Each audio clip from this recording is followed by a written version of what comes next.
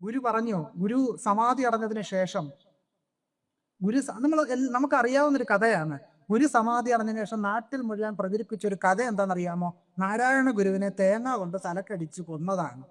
ഇതറിയാമേത്ത തിരുവിതാംകൂറുകാർ ആരും ഇവിടെ ഉണ്ടാകുമെന്ന് ഞാൻ വിചാരിക്കുന്നില്ല. ഈ കഥ എങ്ങനെ ഉണ്ടായി? അത് നാരായണ ഗുരു എന്ന് പറയുന്ന മഹാനായ മനുഷ്യസ്നേഹി, സാഹോദര്യത്തിന്റെ മഹാനായ സ്ഥാപകനെ, കേരള നവോത്ഥാനത്തിന്റെ മഹാനായ ആചാര്യനെ നിസാരവൽക്കരിക്കുന്നതിന് വേണ്ടി കേരളത്തിലെ സവർണ കൂട്ടങ്ങൾ ഉണ്ടാക്കിയ കഥയാണിത്. ഗുരു പറഞ്ഞു, നമ്മുടെ സമുദായ സംഘടന എല്ലാ മനുഷ്യരെയും ഒന്നായി ചേർക്കുന്നതാകുന്നു. നമ്മുടെ സമുദായ സംഘടന എല്ലാ മനുഷ്യരെയും ഒന്നായി ചേർക്കുന്നതാകുന്നു എന്ന് പറഞ്ഞ ആളാണ് സാക്ഷാൽ നാരായണ ഗുരുസ്വാമിയെ. അദ്ദേഹത്തെ ഏതെങ്കിലും ഒരു ജാതിയുടെ വക്താവായി അവതരിപ്പിച്ചത് കേരളത്തിലെ സവർണരാണ്, സവർണതയാണ്, ബ്രാഹ്മണ്യമാണ് ഗുരുവിനെ ഈഴവ ഗുരുവാക്കിയത്.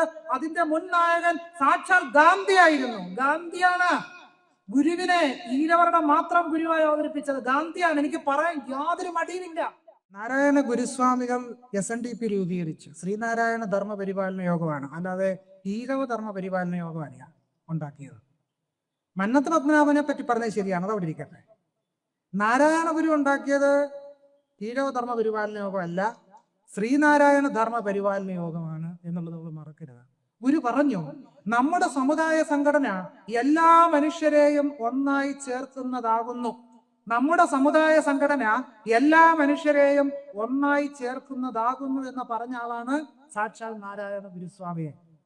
അദ്ദേഹത്തെ ഏതെങ്കിലും ഒരു ജാതിയുടെ വക്താവായി അവതരിപ്പിച്ചത് കേരളത്തിലെ സവർണരാണ്, സവർണതയാണ്, ബ്രാഹ്മണ്യമാണ് ഗുരുവിനെ ഈഴവ ഗുരുവാക്കിയത്. അതിന്റെ മുൻ നായകൻ സാക്ഷാൽ ഗാന്ധിയായിരുന്നു. ഗാന്ധിയാണ് ഗുരുവിനെ ഈഴവരുടെ മാത്രം ഗുരുവായി അവതരിപ്പിച്ചത്. ഗാന്ധിയാണ്. എനിക്ക് പറയാൻ യാതൊരു മടിയുമില്ല. ഗുരു പറഞ്ഞു, എവിടെയാണോ കടക്കാൻ പാടില്ലെന്ന് പറയുന്നത് അവിടെ ഒരാൾ കടക്കണം.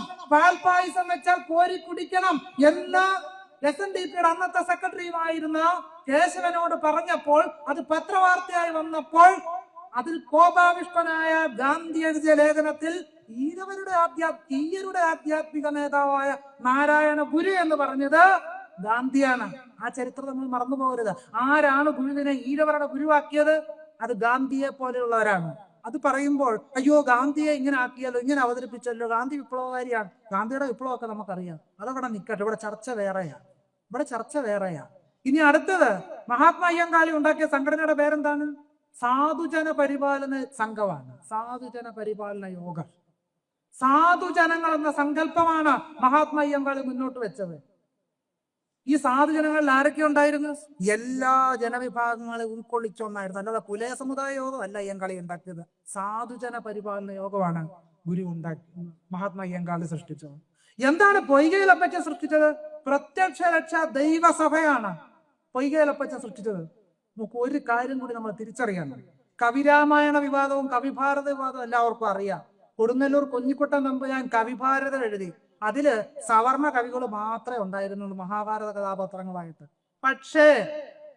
പക്ഷേ സരസാവി മൂലൂർ പത്മനാഭ പണിക്കരുടെ നേതൃത്വത്തിൽ കവിരാമായണം എഴുതിയപ്പോൾ ആ കവിരാമായണത്തിൽ ഒറ്റ അവർണ കവികളെ പോലും ഉൾക്കൊള്ളിക്കാതിരുന്ന കൊടുങ്ങല്ലൂർ കുഞ്ഞിക്കുട്ടൻ തമ്പുരാനെ ബ്രഹ്മാവായി ചിത്രീകരിക്കാൻ പറ്റുന്ന ഒരു ജനാധിപത്യ ബോധം സരസാവി മൂലൂരിനുണ്ടായിരുന്നു. ആ ജനാധിപത്യ ബോധം പോലും ഇവിടെ മഹാന്മാരായി കൊട്ടിഘോഷിക്കപ്പെടുന്ന മഹാകവികൾ ഉണ്ടായിരുന്നില്ല.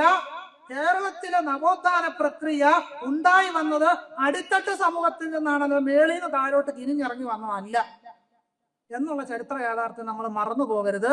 കേരളത്തിന്റെ നവോത്ഥാന പ്രസ്ഥാനത്തിന്റെ അടിത്തറ എന്ന് പറയുന്നത് അടിത്തട്ടിൽ നിന്ന് ഉയർന്നു വന്നതാണ്. എന്ന് പറഞ്ഞാൽ ഈ ചെങ്കൊടി ഉണ്ടല്ലോ, അതിന് അരിവാൾ ചുറ്റുക ഉണ്ടല്ലോ, ആ ചെങ്കൊടി ചുവന്നത് ഇവിടുത്തെ കീഴോർ സമൂഹങ്ങളുടെ ചോര കൊണ്ടിട്ടാണ് അത് ചുവന്നു തുടുത്തത്. അല്ലാതെ ഈ സവർണ പ്രഭുക്കന്മാരുടെയും അതുപോലെ തന്നെ ഇത്തരം ജാതി സംഘടനകൾ ഉണ്ടാക്കി ആ ജാതിയെ പേരിൽ തന്നെ ഉൾപ്പെടുത്തിയ നേതാക്കന്മാരുടെ ചോര കൊണ്ടല്ല എന്നുള്ള ചരിത്ര യാഥാർത്ഥ്യം ഈ സമ്മേളനം ഓർക്കേണ്ടതായിട്ടുണ്ട്. ഈ സമ്മേളനം ഓർക്കണം. കാരണം ഈ സമ്മേളനം നടക്കുന്ന പുന്നപ്ര വയലാർ സമരത്തിന്റെ ജാജ്വല്യമാനമായ ഓർമ്മകൾക്ക് മുമ്പിലാണ് ഈ സമരം നടക്കുന്നത്. അതുകൊണ്ട് നാരായണ ഗുരുവിനെയും അതുപോലെ തന്നെ മഹാത്മാ അയ്യങ്കാളികളെയും ജാതിവാദികളായി ചിത്രീകരിക്കുന്നത് ചരിത്ര വിരുദ്ധമാണ്, കടുത്ത വിയോജിപ്പ് ആ പ്രസ്താവനയോട് രേഖപ്പെടുത്തും. നമ്മൾ ഇനി എന്നാണ് നാരായണ ഗുരുവിനെ പഠിക്കാൻ പോകുന്നത്? അല്ലല്ല, ഇത് ഒരാളുടെ അഭിപ്രായം ഒന്നല്ല, ഇത് പൊതുവായ അഭിപ്രായമാണ്. കാരണം ഒരു കാര്യം പറഞ്ഞാൽ ഉപസംഹരിക്കാം. ഗുരു പറഞ്ഞു, ഗുരു സമാധി അടഞ്ഞതിന് ശേഷം നമുക്കറിയാവുന്ന ഒരു കഥയാണ്. ഗുരു സമാധി അടഞ്ഞതിന് ശേഷം നാട്ടിൽ മുഴുവൻ പ്രചരിപ്പിച്ച ഒരു കഥ എന്താണെന്നറിയാമോ? നാരായണ ഗുരുവിനെ തേങ്ങ കൊണ്ട് തലക്കടിച്ച് കൊന്നതാണ്. ഇതറിയാൻ മേലാത്ത തിരുവിതാംകൂറുകാർ ആരും ഇവിടെ ഉണ്ടാകുമെന്ന് ഞാൻ വിചാരിക്കുന്നില്ല. ഈ കഥ എങ്ങനെ ഉണ്ടായി? അത് നാരായണ ഗുരു എന്ന് പറയുന്ന മഹാനായ മനുഷ്യസ്നേഹിയെ, സാഹോദര്യത്തിന്റെ മഹാനായ സ്ഥാപകനെ, കേരള നവോത്ഥാനത്തിന്റെ മഹാനായ ആചാര്യനെ നിസാരവൽക്കരിക്കുന്നതിന് വേണ്ടി കേരളത്തിലെ സവർണ കൂട്ടങ്ങൾ ഉണ്ടാക്കിയ കഥയാണിത്. ആ കഥയുടെ പുനർപാഠങ്ങളാണ് നമ്മൾ ഇപ്പോൾ നമ്മുടെ സദസ്സിൽ പോലും കേട്ടുകൊണ്ടിരിക്കുന്നത് എന്നുള്ളതാണ് പ്രധാനപ്പെട്ട കാര്യം. Okay, thank you.